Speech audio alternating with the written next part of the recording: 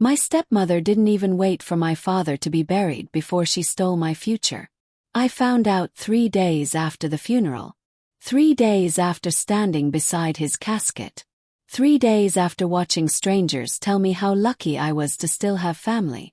3 days after Denise wrapped her arms around me in the church parking lot and whispered, "Your father loved you so much." She said it while planning to take everything he left behind. The house I grew up in.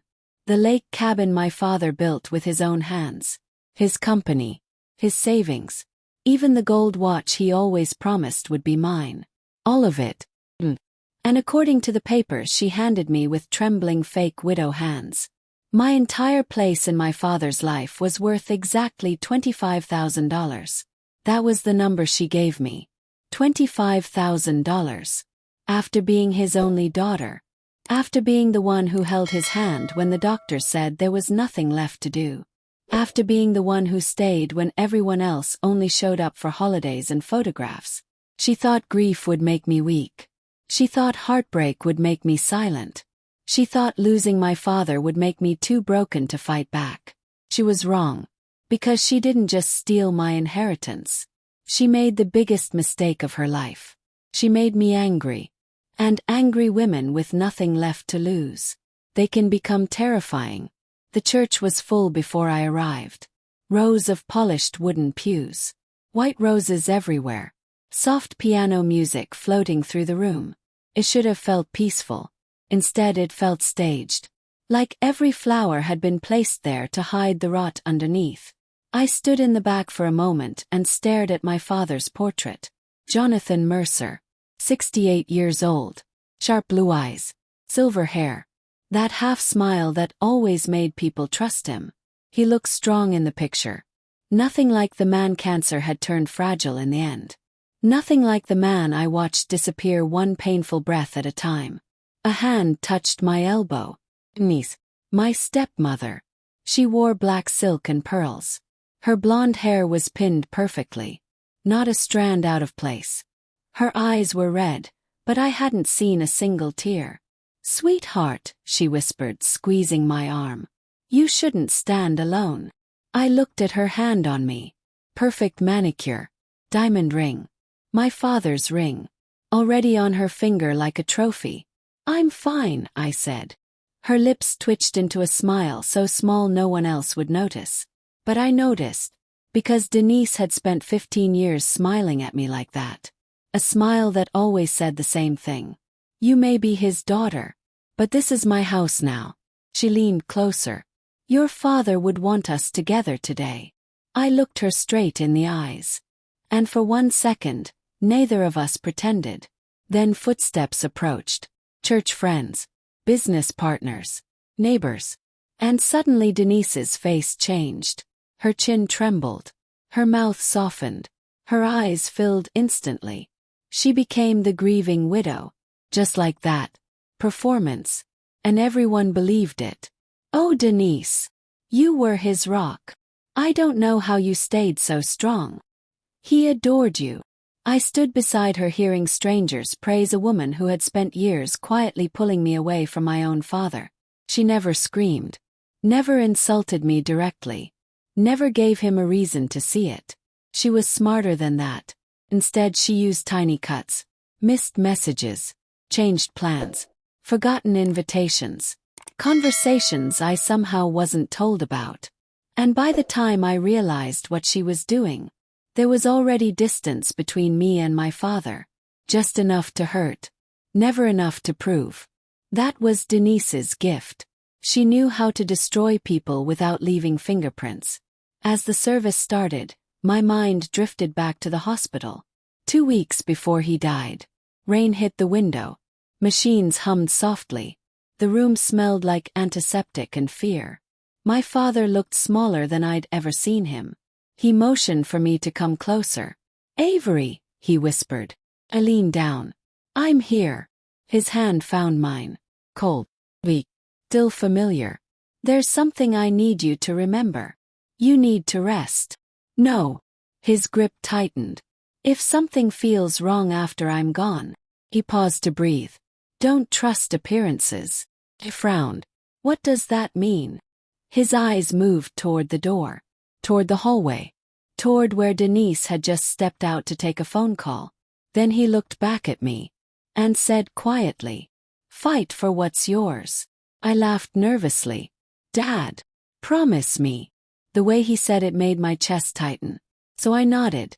"I promise." He closed his eyes and whispered, "That's my girl." At the time I thought he was scared of dying. I didn't realize he was trying to warn me. 3 days after the funeral, Denise called me. Her voice was soft, measured, almost kind. "Richard wants us at the office at 2 for the will." Richard Coleman had been my father's attorney for 30 years. If anyone knew the truth, it would be him. That thought gave me comfort. It shouldn't have. I arrived early. Richard's office smelled like leather and old paper. The kind of room where powerful men made permanent decisions. Denise arrived 10 minutes later.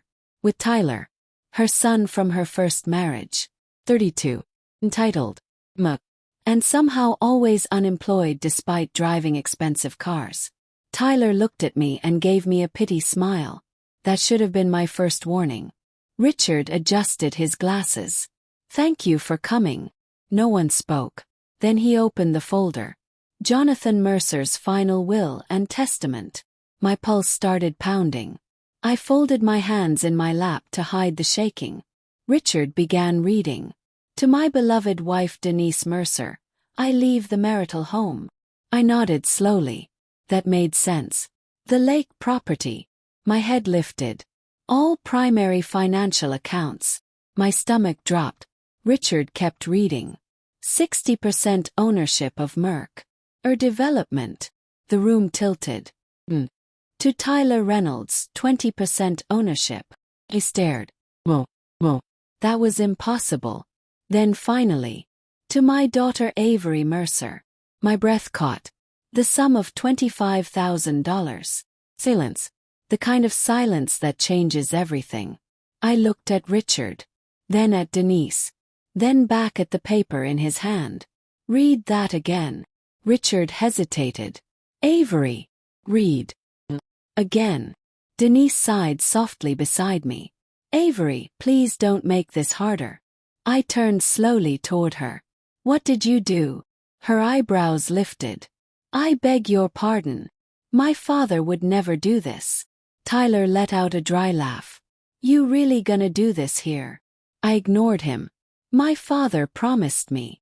Denise's voice sharpened. "Your father changed his mind." I stared at her. And for the first time in 15 years, she smiled without hiding it. Tiny smile. Cold. Satisfied. Victorious. Like she had been waiting years for that exact moment. And suddenly, my grief disappeared. Replaced by something far more dangerous. Suspicion. I barely made it into the hallway before Denise followed me. Her heels clicked softly behind me. "Avery!" Turned. The office was empty around us. No witnesses. No audience. Just the two of us. Exactly how she liked it. She folded her arms. "You need to accept this. My father would never leave me almost nothing." She gave a sad little smile. Men often see things differently at the end. "Stop." "What?" "Pretending." Her face hardened. Just for a second. Then softened again. "You're grieving." "No," I said quietly. "I think you're lying." She stepped closer. Lowered her voice. "You should have visited him more." That hit harder than anything else. 'Cause she knew. She knew exactly where to cut. Had missed calls. Rescheduled dinners. Worked late. Believed there would always be more time. And she used every ounce of my guilt against me. Then she leaned in and whispered. Maybe he noticed too. Then she walked away. And left me standing there trying not to fall apart. Because for one horrible second, I almost believed her. That night I couldn't sleep. I stayed in my old bedroom staring at the ceiling. My father's house creaked around me. Every sound felt different now. Like the walls themselves knew something I didn't. I replayed the will in my mind. 25,000. The number felt insulting. Deliberate. not just a cut message. And then I remembered my father's words. Fight for what's yours. 2:17 in the morning I got out of bed and went into his room. My father had always been organized. Everything had a place. Suits by color, shoes in boxes, files labeled, receipts saved. So when I stepped into his closet, I knew instantly something was off. A shelf in the back was crooked, slightly, barely noticeable, but wrong. I pulled down the old storage box sitting in front of it. There, hidden behind winter blankets, was a black metal lockbox. Heavy, intentional. My pulse started hammering. Taped to the top was a yellow note. In my father's handwriting. It said only, "If Denise acts surprised, open this." Froze. For a second I couldn't breathe. Then I sat on the floor and started to shake. Because in that moment, I knew two things. My father had seen this coming. And my stepmother hadn't just betrayed me. She had planned it. So tell me honestly. Be honest. Was I wrong for what I did next? Or did they deserve every bit of what happened after that? Because once I opened that box, there was no going back. Inside was flash drive, a sealed envelope, and a second copy of a will. Not the one Richard read. A different one. My hands trembled as I opened it. And there it was. My father's signature. Witnessed. Notarized. Dated 6 months earlier. And according to that document, I wasn't left $25,000. I was left half of everything. The company. The lake house. The investment accounts. Everything he had promised. Everything she stole. And tucked beneath it was a note in his handwriting. If you're reading this, she did exactly what I feared. I sat on the floor in the dark, staring at those words. My father knew. He knew she might try to erase me. And he prepared for it. That was the moment grief turned into resolve. Because I wasn't just mourning anymore. I was hunting. I didn't cry. Not anymore. Tears belonged to the version of me that still believed this was just grief. This wasn't grief. This was betrayal. Calculated. Patient. Cold. I plugged in the flash drive. My laptop screen flickered to life. Folders appeared. Dozens of them. Labeled neatly. Bank transfers. Emails. Legal drafts. Video. My father had documented everything. Every suspicion. Every movement. Every lie. My chest tightened as I clicked the video file. The screen went black for a second. My father appeared. Sitting in his office. Weaker than I remembered. But clear. Focused. Intentional. "Avery," he said softly. Covered my mouth. "If you're watching this." Then Denise didn't stop. His stomach dropped. He knew. He knew she would go this far. "I changed my will 6 months ago," he continued. 50% goes to you. 30 to Denise. The rest to charity." He paused. Looked directly into the camera. "If any other document appears after this, it is not my will." My heart started racing. Then he added something that made my blood run cold. "I believe she may try to use my condition against me." I slammed the laptop shut for a second. 'Cause suddenly everything made sense. The medications. The confusion. The days he seemed off. The times Denise insisted on handling paperwork alone. She didn't just manipulate him. She waited until he was vulnerable. And then she rewrote his legacy. By sunrise, I wasn't the same person. I had proof. But proof wasn't enough. Not yet. Denise had already played her move. Now it was my turn. I went straight to Richard. He looked exhausted when I walked in. Like he hadn't slept since the will reading. "I need you to watch something," I said. No greetings. No small talk. Just truth. 10 minutes later. His face had gone completely pale. "This," he whispered. "This changes everything." "I know." He leaned back slowly. "Avery. If this is real, and it appears to be, we're looking at fraud. Possibly coercion." "Good." He studied me carefully. "This will get ugly." "It already is." Denise will fight this hard. I met his eyes. So will I. The first legal notice hit Denise within a week. She didn't call immediately. Course not. She waited. Calculated. Then she showed up at the house. Unannounced. Like she still owned it. Opened the door. She looked perfect as always. But her eyes. Different. Alert. You're contesting the will? She asked calmly. Yes. She laughed softly. You really think you can win? I don't think, I said quietly. I know. That was the first moment she hesitated. Just slightly. But I saw it. And she saw that I saw it. Her tone hardened.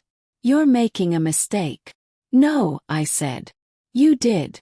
Silence stretched between us. Then she stepped closer. Lowered her voice.